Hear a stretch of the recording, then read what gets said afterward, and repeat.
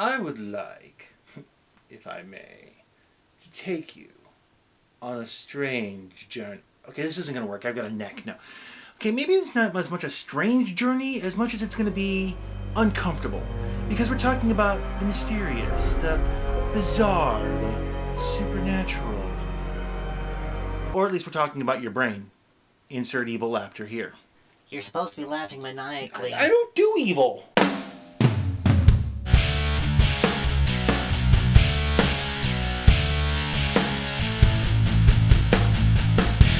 You know, I could probably do a show on each one of those topics separately, but I'd rather lump them together because in my mind they go hand in hand. I'll explain as I go along, but first I want to start with what this is not going to be covering. I won't be talking about urban legends. In my mind, an urban legend is just a superstition with a good PR department. Gaming urban legends like the Majora's Mask card, those are good stories. Superstitions are more of a belief that something will happen if some conditions are met. So, the Madden curse, that's more of a superstition. Herobrine is an urban legend. Now, as the title says, I'll be hitting on superstition and rituals in gaming, but in a way, it'd be easier to talk about this in a sporting context. I mean, athletes are probably the most superstitious lot out there. If you happen to know somebody who drives NASCAR, offer them a $50 bill and see what happens. But I'll try to keep this grounded to you. Yeah, you. I'm talking to you on the other side of the monitor. Don't look behind you, because I'm talking directly to you here. You have a lot of superstitions, and you don't even realize it. Matter of fact, I'm going to start with one that you have that you probably don't even think about. Pull tabs help chemo patients. Yeah, this is one of those things that everybody just seems to know, but when you ask them to do follow-up, they go, somebody takes them, right? Yeah, I did the follow-up on this one. There's not a single charity that exchanges pull tabs for time on a dialysis machine, or anything even similar to that. Matter of fact, I can only find 2 charities that actually accepted pull tabs. One of them was Ronald McDonald House, the other one are the Shriners. And in both cases, they take the metal, take it back to the recycling place, and then just use that money. In all reality, you're better off leaving the tab on the can and then selling the entire can back for aluminum and then donating that money to your favorite charity. They're not all mine, yeah. This actually highlights a problem with superstition. People think they're affecting the world when in reality they're doing nothing at best and a lot of harm at worst. And the funny thing to me is how many people will defend their superstitions even when you can prove that it's wrong. I can't even begin to name the number of arguments I've had over pull tabs. But, okay, let's take a step back here. How did these superstitions come about in the first place? Well, we just need to look at B.F. Skinner's work again. You remember the whole Skinner box thing? Yeah, he did a lot more behavioral work than just Skinner boxes. He actually made pigeons superstitious. Okay, so let's go back to the way back old episodes. You might remember B.F. Skinner. He demonstrated operant conditioning, in which case a pigeon, or here a CG mouse fursuiter, you push the button and get food. And in this way, the association is made of push button, get reward. This is the basic Skinner box method that everyone who plays a mobile app game knows and hates. Skinner was also challenged to prove that superstition worked in the same way, so he did the same kind of experiment, but the food reward was on a timer. The birds in the chamber obviously don't know this, so to them they perform actions and they get a food reward. Because although there's nothing in the apparatus which requires a pigeon to do anything, the apparatus is going to reinforce whatever the pigeon is doing. And this pigeon right here has picked up what we must call a superstition. It's doing something which, if you could ask it, it would say, that's the way I make the food dispenser operate. This is it. It's holding the head up, moving back and forth. And that's the way the pigeon is making the dispenser operate. So he thinks. And you would think it if you were doing this. These are superstitions, a product of incidental, accidental, adventitious reinforcement. What Skinner found was that in pigeons, and by extension in humans, we draw this conclusion that there's some sort of a relationship between our actions and a desired result, even when it's demonstrable that there is nothing there. Now, for people, I think it's partially our pattern-seeking brains trying to just figure out the world, but I also think that it's us trying to control the universe by doing things. Yeah. So if you do A, and B happens, therefore, in order to get B to happen, you must always do A, regardless of how silly A happens to be. You ever leaned while playing a video game? I mean, you're playing a racing game and you need to make that corner, so you lean your entire body into it? Yeah, when you stop and think about it, that's kind of silly, isn't it? You know you're not going to turn tighter by physically leaning into the turn, but yet we do it anyway. That's kind of the point. The joke is that a lot of these superstitions come from a logical place. Like, walking under a ladder is bad luck, especially when somebody's working on the ladder and they drop something. So, yeah, logic. Or some are just superstitions, like paying somebody a penny for a gift knife rather than symbolically severing your friendship with them. And, okay, some of them make sense outside of the superstition context, like leaning in a real vehicle will make it turn tighter, so therefore, leaning while playing the game will do the same. It's weird logic, but okay, it kind of works.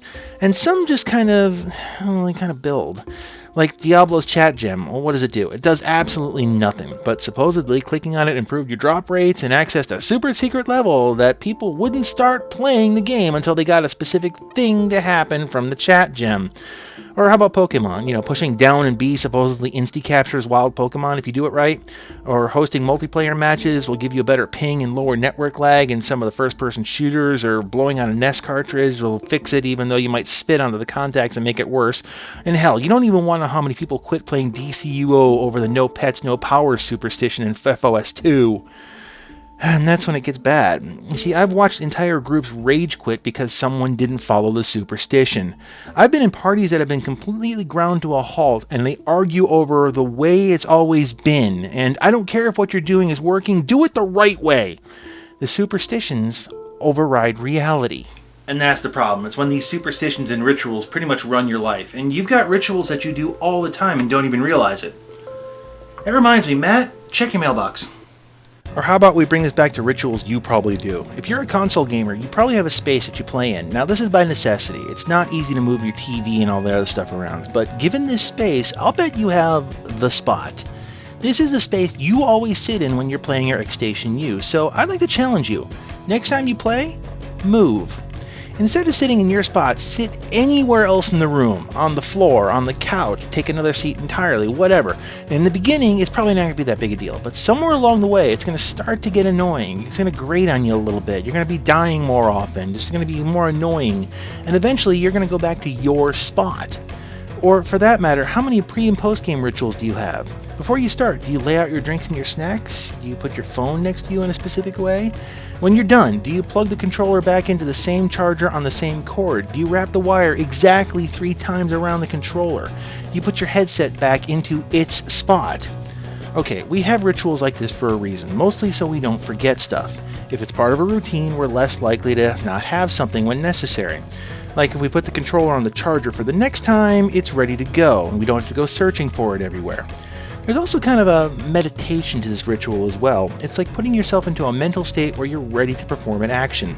You ever seen someone take a deep breath before they do something really stupid? Or you ever seen a baseball pitcher adjust everything before every pitch? It's that kind of quick mental snap. It's kind of a centering skill, if you will. Now, gamers, we do it too. We sit up in the chair, or we lean forward and back. We check inventory before that final boss fight, even though we don't need to. Or reloading after every damn kill. Centering. It's part of the routine, and that routine eventually becomes ritual. And the biggest problem is when that ritual gets broken, that person's like, I can't play Call of Duty unless I have my purple concave sticks or else I suck! Yeah, go ahead and laugh. You know somebody like that. Hell, you might even be that guy. I bet you got a lucky shirt someplace. But there's something in all this that just irritates me. I've read some of the dev comments about Herobrine, and it just makes me sad.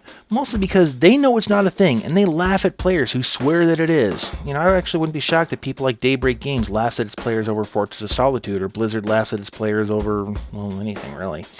But on the other hand, the players don't believe it when the dev team tells them, oh, it's not a thing. Mostly because for years, we've gotten used to the dev teams just lying to us or being overly cryptic about everything in their games.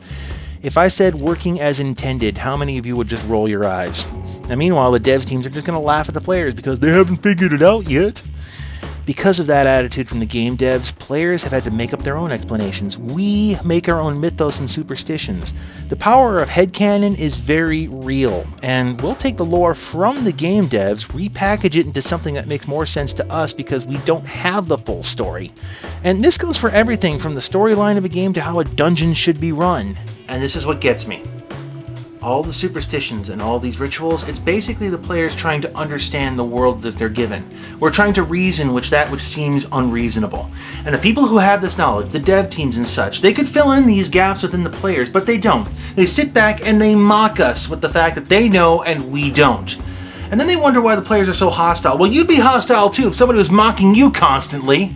And even then, if they steam on high, oh, well, maybe we'll throw them a bone. We'll tell them this piece of information. We're not going to believe them because, well, they've lied to us so long. What did another dev team lie? Yeah, we don't want to hear it.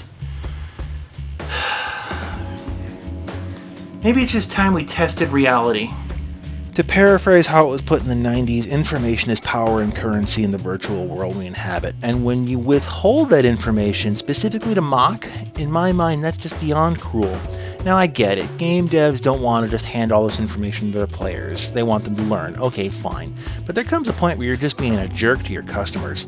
Alternatively, if you're a player doing it, okay. If you know how something works or why it works, you can effectively deal with it. Yelling at people to figure it out for yourselves or OMG, how could you not know? You're not helping. You're just perpetuating superstition through ignorance. Or more correctly, you just want to feel superior and you're not really helping. Alternatively, when people willingly believe the superstition and ritual over reality, that's just as sad.